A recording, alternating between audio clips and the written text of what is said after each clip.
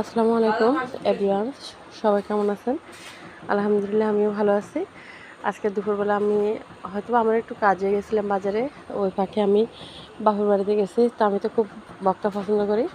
এর জন্য আমার বড় ভাবি দেখেন এখানে ডালি কচুর ছড়া নিছে, শুকনো লঙ্কা নিছে, পেঁয়াজ নিচ্ছে। এগুলো দিয়ে আমার জন্য ভর্তা করতেছে। তো আবার ছোটো ভাবি শুটকির ভর্তা বাড়ছে।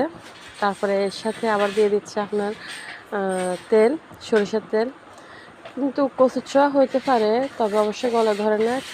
খাইতে অনেক টেস্ট লাগে, কারণ ভাবিরা জানে সবসময় আমি একটু ভর্তা পছন্দ করি।